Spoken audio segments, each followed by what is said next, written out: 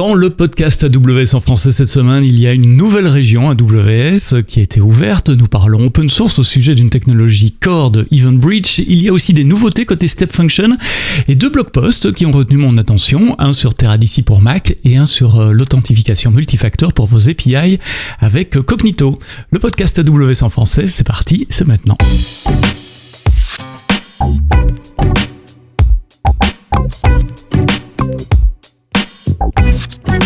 Bonjour et bienvenue dans le podcast AWS en français, enregistré jeudi après-midi le 8 septembre, diffusé comme chaque semaine le vendredi matin 9 septembre, l'actualité des 2 dernières semaines avec, une fois n'est pas coutume, une nouvelle région AWS. Ça n'arrive quand même pas tous les mois, même si on en a pas mal qui sont annoncés des régions. L'ouverture d'une région est toujours un événement, surtout pour les clients qui sont tout près de cette région-là, évidemment.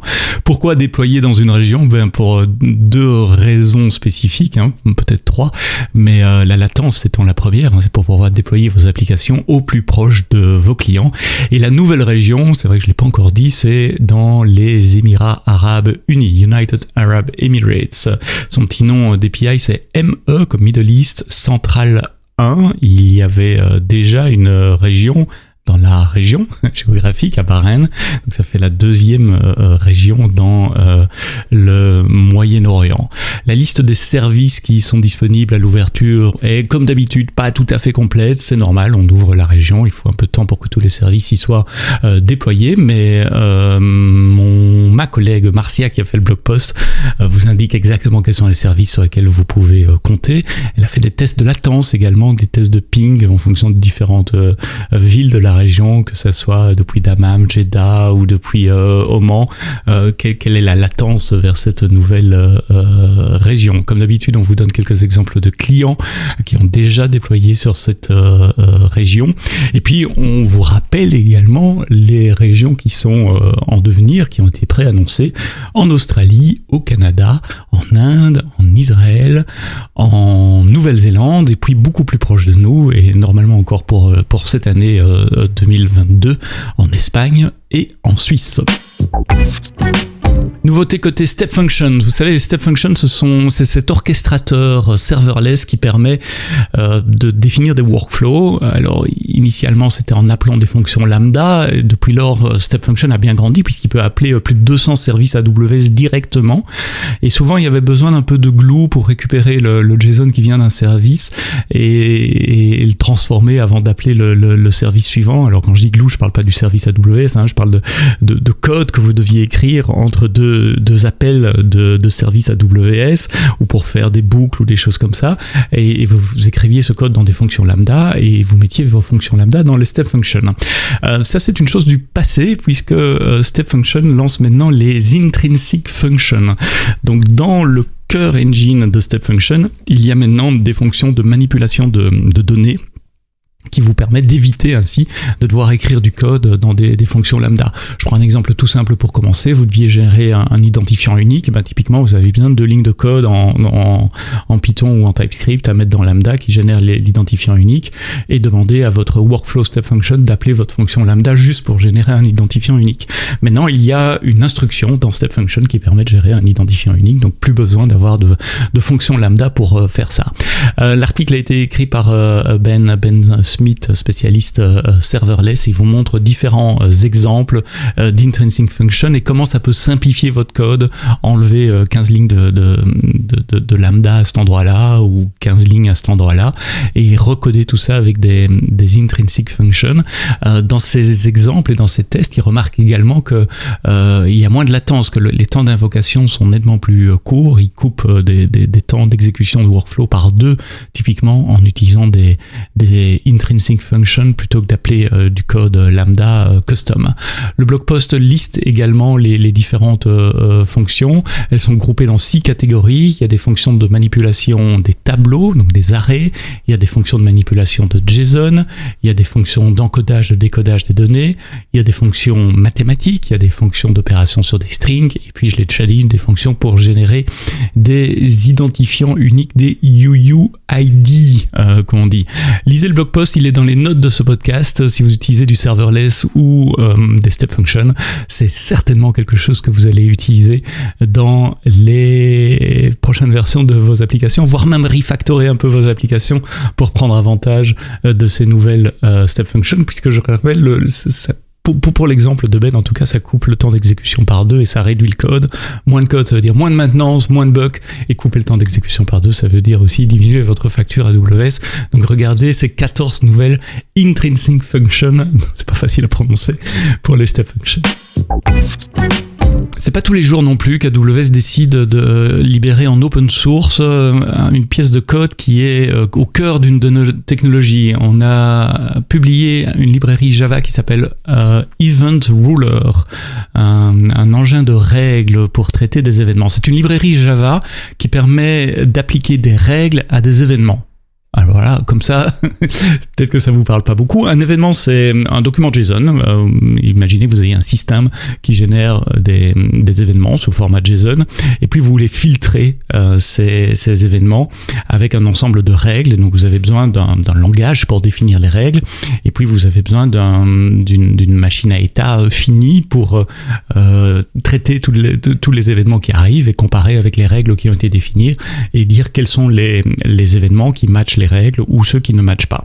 Évidemment, il faut faire ça à grande échelle, donc cette librairie est capable de traiter des centaines de milliers d'événements avec des dizaines et des dizaines de règles. On compile les règles dans un format binaire pour pouvoir appliquer cette machine à état finie sur les événements de façon extrêmement rapide, avec très faible latence. C'est au cœur de la technologie d'AWS, donc l'historique pour ces librairies, ça vient de CloudWatch Event, sorti en 2016, il y a 6 ans, qui permettait de filtrer certains événements de votre infrastructure. CloudWatch Event n'est plus activement développé maintenant, c'est plutôt EventBridge qui a repris cette fonctionnalité, et EventBridge est intégré à beaucoup plus de services. EventBridge est vraiment un event bus, un ESB au sein de votre compte AWS qui peut réagir à des tas d'événements, soit générés par les services AWS, soit même par des applications tierces ou des SaaS tierces par exemple. Et sur EventBridge, vous définissez les règles de routage de ces événements en disant ben voilà, si l'événement contient ça et ça et ça, je le transforme en ceci et je l'envoie à cela. Exactement ce qu'on faisait avec un ESB on-prem au niveau business au début du siècle, au début des années 2000. Donc, cette librairie de machines à état finie, capable de traiter des centaines de milliers d'événements par seconde et d'appliquer des règles, a été open sourcée. C'est une librairie Java que vous retrouverez sur GitHub. Et comme d'habitude, je vous mets le lien vers le blog post. En parlant de blog post, encore 2 blog posts qui ont retenu mon attention cette semaine pour les développeurs. Un blog post au sujet du Step Up Authentication. Vous savez, ce sont les authentifications en 2 parties avec du Multi-Factor Authentication, mais où le Multi-Factor Authentication ne se fait pas nécessairement dès l'authentification initiale. Vous authentifiez avec un username password, vous pouvez faire toute une série d'opérations, et puis plus tard, pour des opérations plus privilégiées, le système vous demande d'upgrader en quelque sorte votre authentification en vous demandant un code MFA. Ce sont 4 solution architectes, je vais essayer de pas trop écorcher leur nom, Salman, Thomas, Ozaïr et Mahmoud Matouk, qui ont écrit ce blog post en 2 parties, qui vous montrent comment implémenter ça comme un Custom Authorizer pour API Gateway. Donc Custom Authorizer, c'est un petit filtre que vous mettez devant votre API qui appelle une fonction lambda, et cette fonction lambda va interagir avec une table DynamoDB dans leur cas, et Cognito pour vérifier si cet appel spécifique d'API a besoin d'un step up authentication, donc a besoin d'upgrader l'authentification en MFA, et puis il va interagir avec Cognito pour retourner un code d'erreur à l'appelant de l'API, l'appelant de l'API devant fournir le code fourni par Cognito, et réappeler l'API pour s'authentifier correctement. 2 blog posts, le premier est le plus intéressant, le plus long aussi, c'est celui qui montre l'architecture, les choix qu'ils ont fait, force de diagrammes et de diagrammes de séquences et d'algorithmiques, c'est super bien expliqué. Si vous voulez implémenter du Step Up Authentication sur AWS avec Cognito pour vos API, allez regarder cet article. Le deuxième explique simplement comment déployer leur exemple et comment vérifier que l'exemple fonctionne. C'est intéressant aussi si vous voulez déployer l'exemple, mais pour comprendre l'architecture, c'est vraiment le premier article qui est nécessaire. Donc le Step Up Authentication avec Amazon Cognito, un bloc en 2 parties disponible depuis cette semaine sur le blog sécurité d'AWS. Puis un autre blog qui a gardé mon attention, parce que je fais beaucoup de choses autour de Mac et des développeurs iOS pour le moment. C'est un blog qui explique comment utiliser Teradata pour accéder à vos Mac dans le cloud. Quand vous démarrez un Mac dans le cloud, vous n'avez que SSH. Built-in dans macOS, il y a VNC qui permet d'avoir une session graphique. Mais VNC a été construit il y a plusieurs décennies déjà, à une époque où les réseaux et les besoins de sécurité n'étaient pas exactement les mêmes qu'aujourd'hui. Donc si vous voulez accéder de façon super optimisée à des Mac avec une session graphique, vous pouvez installer Teradata qui se fait racheter par HP d'ailleurs, ça a été renommé, je devrais plus dire Teradata, c'est HP Anywhere. Ce blog explique comment démarrer une instance Mac dans le cloud et puis comment utiliser le AWS Marketplace pour installer l'agent Teradata côté Mac et puis utiliser un client gratuit, que ce soit un client hardware, un SIM PC, un 0 PC, ou n'importe quel client qui supporte PC over IP, le protocole pour accéder à vos Mac. L'article a été publié sur le blog du Partner Network, APN Block, et comme d'habitude, je vous mets les liens dans les notes de ce podcast. Voilà, un podcast court pour ce vendredi 9 septembre. Le prochain rendez-vous avec le podcast AWS en français, ça sera la semaine prochaine. Je ne sais pas encore de quoi on va parler aujourd'hui. Pour être honnête avec vous, j'ai 3 épisodes enregistrés, mais on discute encore avec nos clients pour voir lequel passera d'abord en fonction d'autres priorités. Donc j'ai 3 choix, vous découvrirez la semaine prochaine. Ça sera un retour d'expérience client dans tous les cas, mais je ne peux pas vous préannoncer, comme je le fais d'habitude, le podcast que ça sera. Et puis dans 2 semaines, un nouvel épisode du Quad 9.